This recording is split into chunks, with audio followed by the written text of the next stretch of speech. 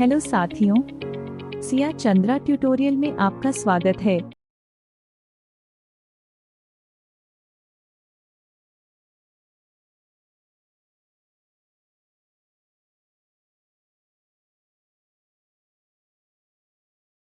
Welcome to my channel. मैं संजय गुप्ता आप सभी साथियों मित्रों का बहुत बहुत स्वागत करता हूँ और आशा करता हूँ आप सभी स्वस्थ होंगे, मस्त होंगे और जबरदस्त होंगे। ठीक है, और अब हम लोग हिंदी का प्रैक्टिस सेशन करेंगे।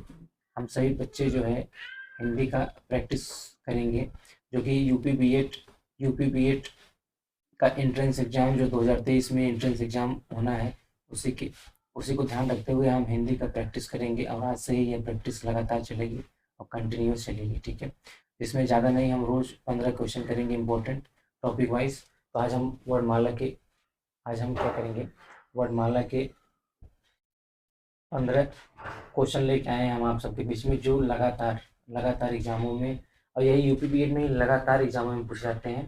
तो बिना देरी के चलते हैं, स्टार्ट करते हैं हम। तो इसके साथ साथ मैं आपको सूचना देना चाहता हूँ कि आपके इसी चैनल पर CHS और NVS जो नवोदय विद्यालय है, CHS और NVS के जितने भी क्लास 6 और नाइन्थ के एंट्रेंस एग्ज़ाम के लिए और 11th के एंट्रेंस एग्ज़ाम के लिए मैथ की स्पेशली क्लास चलाई जाती है। ठीक है, और भी जो कॉम्पिटिटिव एग्ज़ाम है, सभी कॉम्पिटिटिव एग्ज़ाम को ध्यान में रखते हुए मैथ्स की जो है प्रॉपर क्लास चलाई जाती है, प्रैक्टिस करा जाता है। तो आप इस मैथ की क्लास का भरपूर आनंद लेने के लिए हमारे चैनल को सब्सक्राइब करेंगे और बेल आइकन को प्रेस कर लेंगे, ताकि हमारे द्वारा कोई भी नोटिफिकेशन सबसे पहले आप तक पहुँचे। चलिए चलते हैं, बिना देरी के स्टार्ट करते हैं हमारा पहला क्वेश्चन। तो हमारा पहला क्वेश्चन है बहुत ही शानदार और जबरदस्त और एकदम सिंपल क्वेश्चन है कि पंचमाक्षर किसे कहते हैं, पंचमाक्षर किसे कहा जाता है।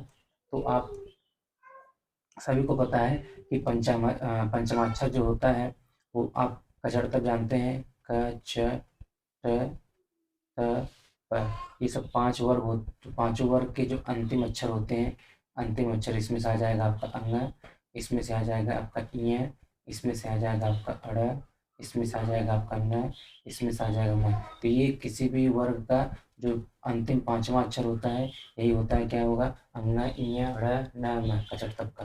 तो ऑप्शन नंबर 3 से क्या हो जाएगा, राइट आंसर हो जाएगा। ठीक है, अगला क्वेश्चन चलते हैं कि ए और ए का उच्चारण स्थान क्या होगा। ए और ए का उच्चारण स्थान क्या होगा, हमने आपको जो है क्लास में बताया था कि जो ए होता है वह जो है और उ से मिलकर बना होता है, अ और उ से मिलकर बना होता है। जहाँ पर अ का उच्चारण स्थान आपको पता है क्या होता है, कंठ होता है, और उ क्या होता है, तालव्य होता है।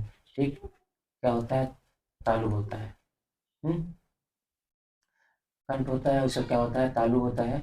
जब आप इसको दोनों को मिला देंगे तो क्या हो जाएगा, कंठ तालव। क्या हो जाएगा आपका, कंठ तालव। तो ऑप्शन नंबर जो इसका वन होगा, पहला ऑप्शन होगा, वह राइट हो जाएगा कि ए और ए का उच्चारण स्थान क्या होता है, कंठ तालव्य होता है। और ए जो होता है, ये किससे किससे मिलकर बना होता है, अ और ओ से मिलकर बना होता है। सॉरी, अ और ए से मिलकर बना होता है, अ और ए से मिलकर बना होता है आपका। तो ये और ऐ से मिल करके बना होता है आपका ऐ। और इसी में आपको थोड़ी जानकारी मैं और दे देना चाहता हूँ, जो संयुक्त स्वर होते हैं, वो कौन कौन से होते हैं, ये ए, ऐ, ओ, औ, ये जो है 4 आपके संयुक्त स्वर होते हैं, इनको आप जरूर याद रखिएगा। चलिए क्वेश्चन नंबर अगले चलते हैं। क्वेश्चन नंबर तीसरा है हमारा कि भाषा की सबसे छोटी इकाई क्या है। भाषा की सबसे छोटी इकाई क्या है, तो आप सबको पता है कि भाषा की जो सबसे छोटी इकाई होती है, भाषा की सबसे छोटी इकाई क्या हो जाएगी आपकी, ये बहुत डिस्टर्ब कर रहा है। तो भाषा की जो सबसे छोटी इकाई हो जाएगी वो क्या हो जाएगा, वर्ड हो जाएगा। ठीक है, भाषा की सबसे छोटी इकाई क्या हो जाएगा, वर्ड हो जाएगा। ऑप्शन नंबर ये 4 जो इसका क्या हो जाएगा, राइट आंसर हो जाएगा। ठीक है, अगर कहीं ध्वनि दिया गया है, भाषा की सबसे छोटी इकाई ध्वनि दिया हो जाएगा, तो आप उसमें ध्वनि मारेंगे। ध्वनि नहीं है तब आप जो है क्या मार देंगे, वर्ड मार देंगे। और अगर दोनों ऑप्शन दिया गया है तो आप ध्वनि को पहले मारेंगे, आप वर्ड को जो है नहीं मारेंगे। भाषा से सबसे छोटी इकाई क्या ध्वनि होती है, अगर ध्वनि नहीं है तो तब वहाँ पर आप क्या मारेंगे, वर्ड मारेंगे। क्वेश्चन नंबर 4 है आपका कि ट वर्ग का उच्चारण स्थान क्या होता है। चलिए, फार्मूला आप सभी को पता है, बहुत पुराना फार्मूला है, क च ट तक। इसका उच्चारण स्थान याद करने के लिए क्या आपको याद करना है, क ता मु द ओ।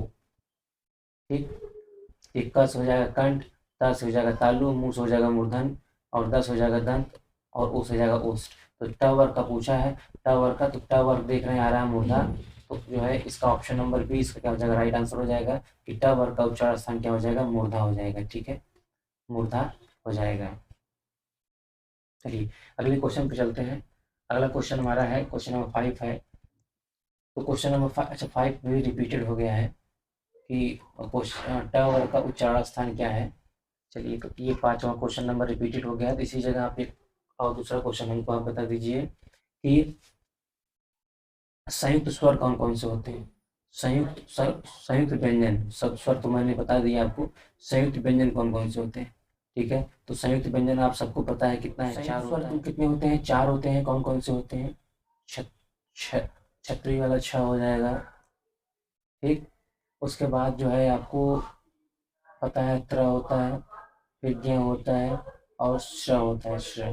ठीक, तो ये कौन कौन से, छतरी वाला छ क और श से मिल के बना होता है। ठीक, और त्रिशूल वाला त और किससे मिल के बना होता है, र से मिल के बना होता है। और ये जो ग है वो किससे मिल के बना होता है, ग और सॉरी ग नहीं ज। ठीक है, किससे मिल के बना होता है, ग। तो ये किससे मिल के बना होता है, ये मिलकर बना होता है आपका ज। एक मिनट में पेन सेलेक्ट कर लेता हूँ। ये किससे मिलके बना होता है, ये ज और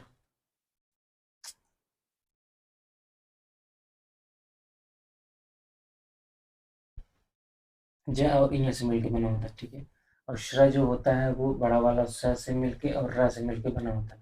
तो ये 4 संयुक्त व्यंजन होते हैं, इसको आप याद रखिएगा। और चार संयुक्त स्वर कौन कौन से मिल होते हैं, ए आई ओ औ। और 4 संयुक्त व्यंजन कौन कौन से, छ त्र ज्ञ और श्र। ठीक है, चलिए ऑप्शन क्वेश्चन नंबर 6 पे चलते हैं कि य र ल व क्या है, अंतस्थ व्यंजन है कि अल्पप्राण है। इसमें तीसरा है ऑप्शन 1 और 2 दोनों है, संयुक्त व्यंजन है। संयुक्त व्यंजन तो बिल्कुल नहीं होगा, क्योंकि संयुक्त व्यंजन अभी हमने आपको यहाँ बताया ऊपर कि छ त्र ज्ञ और श्र जो होता है संयुक्त व्यंजन होते हैं। अब आइए अंतस्थ व्यंजन। तो अंतस्थ व्यंजन में आप लोग जानते रहिए कि अंतस्थ व्यंजन में आपको क्या क्या आते हैं, क्या क्या आता है, य र ल और व, ये 4 अंतस्थ व्यंजन में आते हैं। और इनको अल्पप्राण भी कहता है, हमने आप क्लास में बताया भी है, क्या बताया कि अल्पप्राण। ठीक, तो अल्पप्राण में भी ये आते हैं। तो आप इसमें ऑप्शन नंबर जो 3rd होगा वो राइट आंसर होगा, इसमें अंतस्थ व्यंजन और अल्पप्राण दोनों है। ठीक है, चलिए क्वेश्चन नंबर अगला चलते हैं, क्वेश्चन नंबर 7 पर चलते हैं। क्वेश्चन नंबर 7 हमारा क्या कह रहा है कि निम्नलिखित में, क्वेश्चन नंबर 7 है कि निम्नलिखित में जो है कौन सा अघोष है। ठीक, कौन सा क्या है, अघोष है। तो अघोष और सघोष में बताया था हमने, या घोष किसी भी वर्ड का पहला और दूसरा क्या होता है, अघोष होता है। क्या होता है, अघोष। ठीक, किसी भी वर्ग का पहला और दूसरा जो अक्षर होगा वो अघोष होगा, और तीसरा और चौथा और पांचवा वो क्या होगा, सघोष होगा। क्या होगा बच्चे लोग, सघोष होगा। सघोष को घोष भी कहा जाता है। ठीक है, तो आप देखेंगे ये क और ख दोनों ये भी पहले दूसरे में आ रहे हैं, ट और छ भी पहले दूसरे में आ रहा है, और जो है आपका च और छ दूसरे में आएगा, और तीसरा जो ट दिया गया है ये भी जो है आपका पहला अक्षर है। तो ये देख रहे, ये भी फॉलो कर रहा है, ये भी फॉलो कर रहा है, तीसरा फॉलो कर रहा है। तो इसमें ऑप्शन नंबर 4 जो होगा ये राइट आंसर होगा। ये जो तीनों दिए गए हैं ऊपर, जितने भी वर्ड्स दिए गए हैं, वर्ड दिया गया है, वो सभी आपस में क्या है, अघोष है। ठीक है, क्वेश्चन नंबर 8 पे चलते हैं कि अल महाप्राण ध्वनियाँ व्यंजन वर्ग में किससे संबंधित है। तो आप सबको पता है कि एक होता है अल्पप्राण। ठीक, ये क्या होता है, एक अल्पप्राण होता है और एक होता है महाप्राण। ठीक, एक होता है क्या, महाप्राण। तो किसी भी वर्ग का पहला, तीसरा और पांचवा अल्पप्राण होता है, और दूसरा और चौथा क्या होता है, महाप्राण होता है। तो ऑप्शन नंबर जो बी है इसका राइट आंसर हो जाएगा, दूसरा और चौथा जो ध्वनियाँ होंगी वो महाप्राण कहलाएंगे। ठीक है, चलिए अगला क्वेश्चन नंबर नेक्स्ट पे चलते हैं, क्वेश्चन नंबर 9 पे चलते हैं। क्वेश्चन नंबर 9 हमारा कह रहा है कि निम्नलिखित में वाक्यों में से कौन सा शब्द द्वित व्यंजन है। द्वित, तो द्वित व्यंजन आपको पता है, हमने आपको बताया था कि कहीं पे भी आधा शब्द, कोई भी शब्द आधा और पूरा के साथ मिल जाए, जैसे आधा था पूरा था, ठीक, आधा ल पूरा ल हो गया, आधा श पूरा स हो गया, तो ऐसे ऐसे रस्सी हो गया। ठीक है, तो ऐसे कहीं कोई भी संख्या मतलब कोई भी व्यंजन मिल रहा है वो एक बार आधा मिलेगा पूरा मिले। तो यहाँ पे काशी में देख रहे हैं आप, कोई आधा वर्ड नहीं मिल रहा है, प्रयाग में भी कोई आधा वर्ड नहीं मिल रहा है, एकदम नहीं होगा। तो यहाँ पटना में भी देख रहे हैं, यहाँ पे भी कोई आधा वर्ड नहीं है। दिल्ली में देख रहे हैं एक आधा ल है, फिर एक बार पूरा ल है। तो यहाँ पर ऐसे व्यंजन कहीं अगर ऐसे लिखा मिलेगा वर्ड, तो उसको आप क्या बोलेंगे, द्वित व्यंजन बोलेंगे। क्या बोलेंगे, द्वित व्यंजन बोलेंगे। ठीक है, इतना तो आपको समझ में आ गया होगा। ठीक है, ये रस्सी का एग्जाम्पल भी मैंने आपको बता दिया है। क्वेश्चन नंबर 10 पे चलते हैं कि निम्नलिखित में से इनमें से ओ का उच्चारण स्थान कौन सा होगा। तो इसमें ऑप्शन नंबर जो फर्स्ट होगा या आपका राइट आंसर हो जाएगा। कंठोष्ठ जो होता है वो आपका ओ का उच्चारण स्थान होता है कंठोष्ठ। ठीक है, कंठोष्ठ, इसको भी कंठोष्ठ भी कहीं कहीं मिलता है। चलिए अगले चलते हैं क्वेश्चन नंबर 11 पर। 11 बहुत ही शानदार और एकदम मतलब समझ लीजिए एक सबसे बेसिक क्वेश्चन है, बहुत ही एग्जाम में बहुत पूछे जाने वाला क्वेश्चन है आपका। तो इसमें क्वेश्चन में क्या कह रहा है, तो परेशानी कर दिया है यार आज, कि वर्णमाला से किसे कहते हैं। तो दो मालाओं जो वर्णमाला नहीं कहा जाता है, वर्गों के विविध रूप को जो वर्णमाला नहीं कहा जाता है, वर्ण के व्यवस्थित समूह को जो है क्या वर्णमाला कहता है। तो ऑप्शन नंबर 3 इसका क्या हो जाएगा, राइट आंसर हो जाएगा। क्वेश्चन नंबर 12 चलते हैं। क ख ज अ सब में नुक्ता लगा है, किसकी ध्वनियाँ हैं। तो ये ना तो गुजराती है, ना तो अंग्रेजी है, ना तो उर्दू है, ये है अरबी फारसी के शब्द, अरबी फारसी की ध्वनियाँ हैं। ठीक है, क्वेश्चन नंबर अगले पे चलते हैं, क्वेश्चन नंबर 13 पे चलते हैं कि स्वरों की सहायता से उच्चरित वर्ण को क्या कहा जाता है।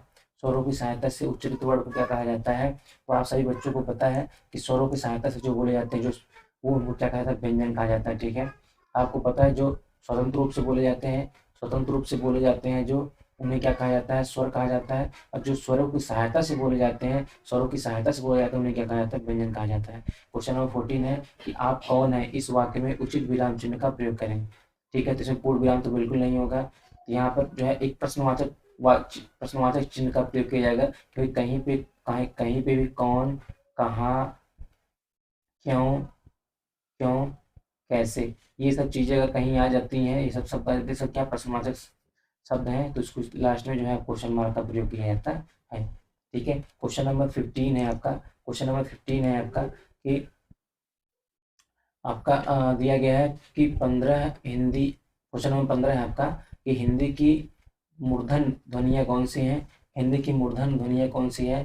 तो आपको अभी हमने बताया कचरतक के फार्मूले से बताया कि क च ट त प, और इसमें आप क्या रखना, क ता मु द ओ। ठीक है, तो मूर्धन वाले ध्वनि कौन सी चाहिए, टवर का है, ट ठ ड ढ, ये सब क्या हो जाएंगे, आपकी मूर्धन ध्वनियाँ हो जाएंगी। ठीक है, तो आज के लिए बस इतना ही। ये है प्रैक्टिस सेशन, कैसा लगा आप इसका जवाब जरूर हमको दीजिएगा। अभी हम 2-3 दिन जो है वर्णमाला का ही प्रैक्टिस करेंगे, और इससे बनने वाले जितने भी क्वेश्चन, लगभग 100 से 150 क्वेश्चन हम इसमें से कंप्लीट करेंगे, ताकि कोई भी क्वेश्चन आपका बाहर न जाए। तो वीडियो अच्छा लगा हो, वीडियो को लाइक करेंगे, चैनल को सब्सक्राइब कर लेंगे तथा बेल आइकन को जरूर प्रेस करेंगे, ताकि हमारा नोटिफिकेशन सबसे पहले आप तक पहुंचे। तो एंजॉय करिए, मस्त रहिए, स्वस्थ रहिए, जबरदस्त रहिए, bye bye, have a nice day.